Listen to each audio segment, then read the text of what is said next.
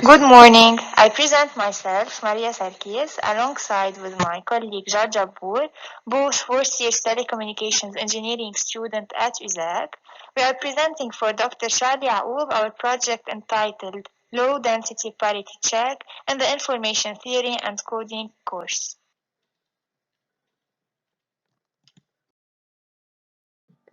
The need for efficient and reliable digital data communication systems has been rising rapidly in recent years.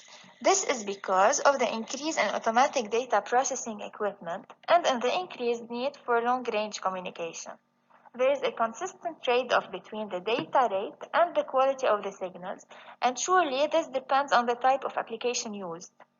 Earlier in our information theory and coding course, we have discovered many aspects of code and encoding-decoding procedures, for example, the turbo codes. So in the next few slides, we will go further to discover a more advanced topic that highlights the low-density parity check.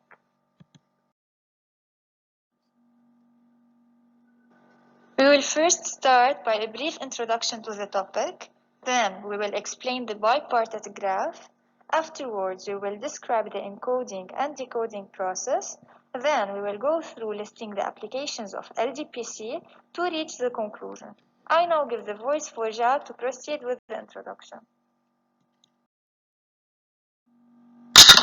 With regard to the issue of low-weight code words, we usually find that a small number of code words in a turbo code are undesirably close to a given code word. Due to this closeness weight, once in a while, the channel noise causes the transmitted code word to be mistaken for a nearby code word. In contrast, the Ldpc code can be easily constructed so that they don't have such low weight code words, and they can therefore achieve small bit error rate. Turning next to the issue of decoding complexity. 16 states or more are employed while using turbo codes. However, Ldpc use a simple parity check trellis that has just 2 states. In other words, the Ldpc decoding may be performed at greater speed than the turbo decoding. On the other hand, a practical objection of the encoding part in Ldpc code is that it becomes more complex when the number of blocks increases. First, let's take an overview about the bipartite graph. The structure of Ldpc code is well portrayed by bipartite graph, which is also known as Tanner graph. The left nodes in the graph are variable nodes. However, the right hand corresponds to the set of parity check constraints satisfied by a code word in the code. An edge or a line connects a variable node to the check node, if and only if that particular bit is included in the parity check equation as seen in the figure. Now, we will leave the floor for my colleague Maria to further describe the encoding process. Thank you, Jad, for explaining the bipartite graph. And based on what he explained, I will proceed with the encoding part. So having the graph in the left-hand side of the slide, we can generate the matrix A by putting ones as random, subject to 2 regularity constraints that are, for each column, it should contain a small fixed number of ones. Same thing for the rows. Each row should contain a small fixed number of ones. Now the generated parity matrix A can be partitioned into 2 matrices. The first one is A1 and it's of dimensions n minus k by n minus k, where k is the length of the message and n is the length of the code word. The second matrix is A2 and it's a rectangular matrix of dimensions k by n minus k. Now, having the parity check matrix already generated in the previous slide, let's consider a message M of length k by 1. It's a message vector. Consider also the parity vector B of size n minus k by 1. It's also a parity vector. So the code word will be the concatenation between B and M. And correspondingly, as we have already mentioned, that A can be partitioned into A1 and A2. If we multiply the code word by the transpose matrix of A, we will obtain 0 since it's a parity check.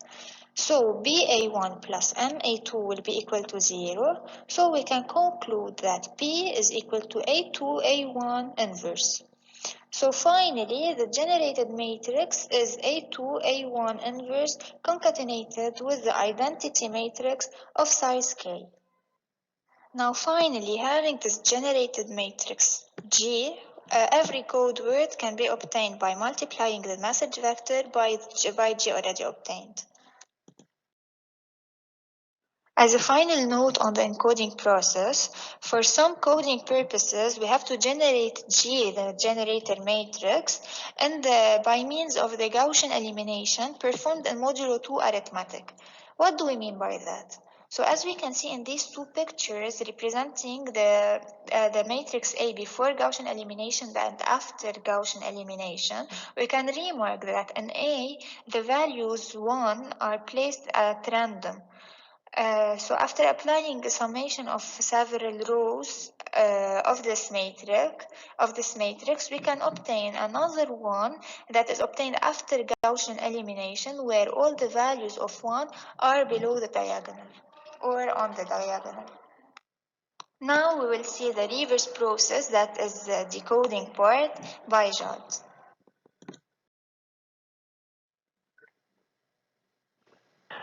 Concerning the decoding part, there are two possible decoding techniques of Ldpc codes. In the first technique, the decoder does all the parity check as per the parity equations. If any bit is contained in more than a fixed number of unsatisfied parity equations, the value of that bit is reversed. Once the new values are obtained, parity equations are recomputed using the new values. The procedure is repeated until all the parity equations are satisfied. This decoding procedure is simple, but is usable only when the parity check sets are small.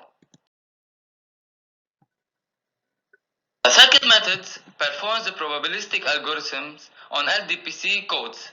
A line connects a variable node to the check node if and only if a code symbol is represented in the parity in the equation of the parity check. These lines allow the variables nodes and the check node to communicate with each other. In particular, the decoding is based on one of the two basics methods as summarized here. Soft input, hard output, which is illustrated by the Viterbi algorithm, and soft input, soft output, which is demonstrated by the BCJR algorithm. After talking about the decoding process, let's see where the Ldpc codes can be applicable. Ldpc codes are becoming the mainstream in coding technology since it has many advantages like high throughputs and very low bit error rate, which give it the opportunity to be used in a lot of technology applications. The slide shows us some of them, like digital video broadcasting, digital satellite broadcasting system, or wireless local network, metropolitan area network, and a lot of them. To sum up our discussion, we can say that turbo codes and low-density parity check codes have significantly contributed to achieve coding gains on the order of 10 decibels.